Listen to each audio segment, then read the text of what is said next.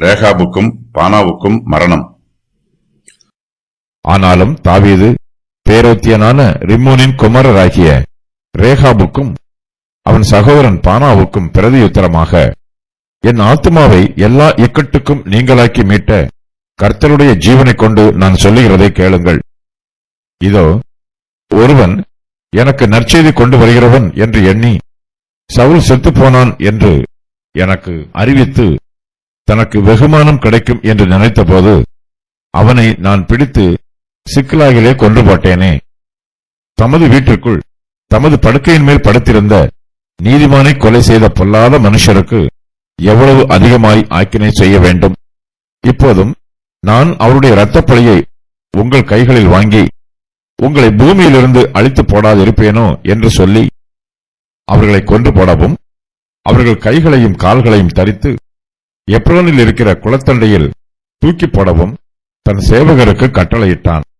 இஸ்போசேத்தின் தலையை எடுத்து எப்ரோனில் இருக்கிற அப்னேரின் கல்லறையிலே அடக்கம் பண்ணினார்கள். இஸ்போசேத்தை கொன்று போட்ட பானாவுக்கும் ரேகாபுக்கும் தாவீது நீதியான தண்டனை கொடுக்கிறார். குற்றவாளிகளுக்கு தண்டனை கொடுப்பதற்கு முன்பாக அவர்களுடைய குற்றம் நிரூபிக்கப்பட வேண்டும். சாட்சிகள் பலமாய் இருக்க வேண்டும். குற்றவாளிகளின் வார்த்தைகளே அவர்களுக்கு விரோதமாக சாட்சி சொல்லுகிறது. இஸ்போசேத்தின் தலையும் அவர்களுடைய கையில் இருக்கிறது. பானாவும் ரேகாவும் தாவீதை பார்த்து, இதோ உம்முடைய பிராணனை வாங்க தேடின உம்முடைய சத்துருவாயிருந்த சவுலின் குமாரனாகிய இஸ்போசேத்தின் தலை என்று சொல்லுகிறார்கள். அவர்கள் தாங்கள் செய்த குற்றத்தை மறுக்கவில்லை. தாங்கள் செய்தது குற்றம் என்பது கூட அவர்களுக்கு தெரியவில்லை. இஸ்போசேத்தை கொன்று போட்டதை அவர்கள் பெருமையோடு சொல்லுகிறார்கள். தாங்கள் தாவீதுக்கு நன்மை செய்திருப்பதாக நினைத்து தாவீதின் கைகளில் சன்மானம் பெற்றுக் கொள்ளலாம் என்று நினைக்கிறார்கள். இஸ்போசேத் ஒரு நீதிமான்.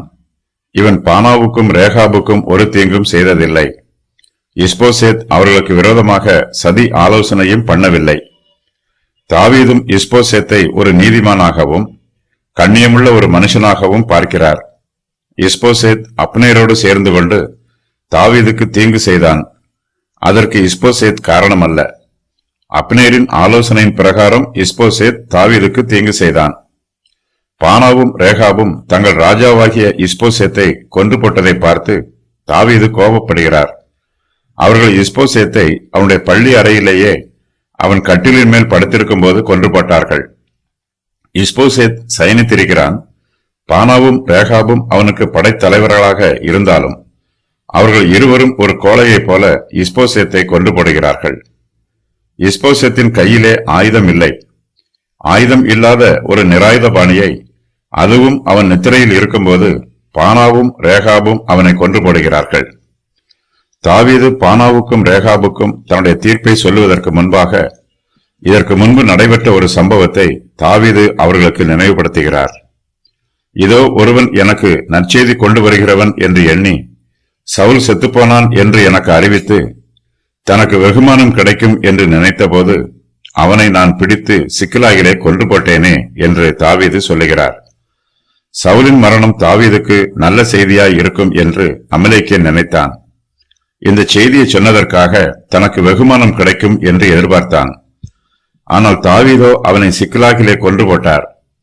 தாவீது ரேகாபுக்கும் பானாவுக்கும் தன்னுடைய தீர்ப்பை சொல்லும்போது தாவீது அவர்களிடம், என் ஆத்துமாவை எல்லா இக்கட்டுக்கும் நீங்களாக்கி மீட்ட கர்த்தருடைய ஜீவனை கொண்டு நான் சொல்லுகிறதை கேளுங்கள் என்று சொல்லுகிறார். என் ஆத்துமாவை எல்லா இக்கட்டுக்கும் நீங்களாக்கி மீட்ட கர்த்தர் என்று தாவீது சொல்லுகிறார். இக்கட்டுகளிலிருந்து கர்த்தர் மீட்கிறார் என்பதற்கு இந்த சம்பவம் ஒரு எடுத்துக்காட்டு. கர்த்தருடைய ஜீவனை கொண்டு நான் சொல்லுகிறது என்று தாவீது ஆணையிடுகிறார். இஸ்ரவேல் தேசத்தில் ஜனங்கள் ஆணையிடும்போது கர்த்தருடைய நாமத்தையும் அதில் பயன்படுத்துவது வழக்கம். வேதாகமத்தில் இதுபோன்ற வாக்கியங்களை பயன்படுத்தி ஆணையிட்ட சம்பவங்கள் பல உள்ளன. அவையாவன: கர்த்தருடைய ஜீவனை கொண்டு, தேவனுடைய ஜீவனை கொண்டு, இஸ்ரவேலின் தேவனாகிய கர்த்தரின் ஜீவனை கொண்டு, உன்னுடைய தேவனாகிய கர்த்தரின் ஜீவனை கொண்டு, சேனைகளின் கர்த்தருடைய ஜீவனை கொண்டு, கர்த்தர் ஜீவனுள்ளவர், கர்த்தராகிய ஆண்டவருடைய ஜீவன். தாவீது கர்த்தருக்கு பயந்து தீர்ப்பு சொல்லுகிறார். குற்றம் செய்தவர்களுக்கு ஆதரவாக யாரும் பரிந்து பேசக்கூடாது. தாவீது மனுஷரை நம்பவில்லை, அவர் கர்த்தரை நம்புகிறார். கர்த்தரே தன்னுடைய ஆத்மாவை எல்லா இக்கட்டுக்கும் நீங்களாக்கி மீட்டுக் கொண்டார் என்று தாவீது சொல்லுகிறார். சவுல் உயிரோடு இருந்தாலும் அவர் செத்துப்போனாலும் அதனால் தாவீதுக்கு நன்மையோ தீமையோ உண்டாகப் போவதில்லை. தாவீதின் காலங்கள் கர்த்தருடைய கரத்தில் இருக்கிறது. கர்த்தருடைய வார்த்தை அவருக்கு வாக்குத்தத்தமாய் சொல்லப்பட்டிருக்கிறது. கர்த்தர் தாவீதை இஸ்ரவேலுக்கு ராஜாவாக அபிஷேகம் பண்ணி இருக்கிறார். இஸ்ரவேலின் ராஜாசனம் தாவீதுக்கு கொடுக்கப்படும். இது கர்த்தருடைய சித்தம். கர்த்தர் செய்ய நினைக்கிற காரியம் ஒருபோதும் தடைபடாது. தாவீது இஸ்ரவேலின் சிங்காசனத்தில் வீற்றிருப்பதற்கு கர்த்தருக்கு சித்தமான வழிகளில் அவருக்கு யார் வேண்டுமானாலும் உதவி செய்யலாம். தாவீது நீதியான உதவிகளை மாத்திரமே அங்கீகரிக்க வேண்டும். அநியாயமான வழிகளில் தனக்கு யாராவது உதவி செய்ய வந்தால் தாவீது அதை ஏற்றுக்கொள்ளக்கூடாது. பானாவும் ரேகாபும் இஸ்போசேத்தை கொன்றுவிட்டு அவர்கள் தாவீதுக்கு உதவி செய்வதாக சொல்லுகிறார்கள். அவர்கள் அநியாயம் செய்திருக்கிறார்கள். தாவீது அவர்களுடைய செய்கையை தனக்கு உதவியாக ஏற்றுக்கொள்ளவில்லை. அவர்கள் குற்றம் செய்திருக்கிறார்கள் என்று தாவீது தீர்மானிக்கிறார். பானாவும் ரேகாபும் இஸ்போசேத்தின் வீட்டிற்குள்ளே வந்து அவன் படுக்கையின் மேல் படுத்திருந்த போது அவர்கள் அவனை கொன்று போட்டார்கள். இஸ்போசேத் ஒரு நீதிமான், பானாவும் ரேகாபும் பொல்லாத மனுஷர். நீதிமானை கொலை செய்த பொல்லாத மனுஷருக்கு அதிகமான ஆக்கினை செய்ய வேண்டும் என்று தாவீது தீர்மானிக்கிறார். இஸ்போசேத்தின் இரத்தப்பழியை தாவீது அவனை கொன்று போட்ட பானாவின் கையிலும் ரேகாபின் கையிலும் வாங்க வேண்டும் என்று தீர்மானம் பண்ணுகிறார். அவர்கள் இருவரையும் பூமியில் இருந்து அழித்து போட வேண்டும் என்று தாவீது தீர்ப்பு சொல்லுகிறார். சவுலை தான் கொன்று போட்டதாக ஒரு வாலிபன் வந்து தாவீதிடம் பொய் கூறினான். தனக்கு வெகுமானம் கிடைக்கும் என்று நினைத்தான். ஆனால் தாவீது அவனுக்கு வெகுமானம் தராமல் அவனுடைய ஜீவனை எடுத்து போட்டார். இலக்கியத்தில் செயலாண்மை என்னும் இலக்கண பிரிவு இங்கு பயன்படுத்தப்பட்டிருக்கிறது. இங்கு தாவீது அவனை நான் பிடித்து சிக்கலாகிலே கொன்று போட்டேனே என்று கூறுகிறார். ஆனால் தாவீது அவனை தன் கையால் கொல்லவில்லை. வாலிபரில் ஒருவனை கூப்பிட்டு அவனை வெட்டி போடுமாறு சொன்னார். அந்த வாலிபனோ அவனை கொன்று போட்டான்.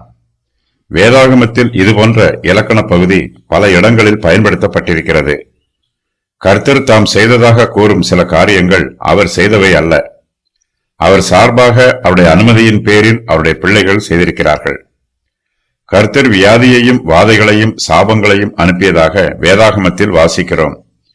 இவற்றை கர்த்தர் அனுப்புவதில்லை. மனுஷர் மீது இவை வருவதற்கு கர்த்தர் அனுமதி அளிக்கிறார். அல்லது இதுபோன்ற வாதைகள் வரும்போது கர்த்தர் தம்முடைய ஜனத்தை பாதுகாக்காமல் விட்டுவிடுகிறார். பாவம் செய்கிறவர்களை தண்டிப்பதற்கு கர்த்தர் பல சமயங்களில் தம்முடைய பிரதிநிதிகளை பயன்படுத்துகிறார். தாவீது தன் சேவகரை பார்த்து பானாவையும் ரேகாபையும் கொன்று போடுமாறு கட்டளையிடுகிறார். அவர்கள் கைகளையும் கால்களையும் தரித்து எப்ரோனில் இருக்கிற குளத்தண்டையில தூக்கி போடவும் தன் சேவகருக்கு கட்டளையிடுகிறார். ரேகாவும் பானாவும் இஸ்போசேத்தின் தலையை வெட்டுவதற்கு தங்களுடைய கைகளை பயன்படுத்தினார்கள். அவனுடைய தலையை தாவீதிடம் கொண்டு வருவதற்கு தங்கள் கால்களால் நடந்து வந்தார்கள். தாவீது அவருடைய கைகளையும் கால்களையும் தரித்து போடுமாறு தன் சேவகருக்கு கட்டளையிட்டார். ராஜதுரோகம் பண்ணியோருடைய கைகளையும் கால்களையும் தரித்து போடுவது அக்காலத்து வழக்கம். கொலை செய்தவர்களை தண்டிப்பதற்காகவும் இந்த கொலையில் தாவீதுக்கு எந்த சம்பந்தமும் இல்லை என்பதை நிரூபிப்பதற்காகவும் தாவீது அவர்கள் இருவரையும் கொன்று போட்டார்.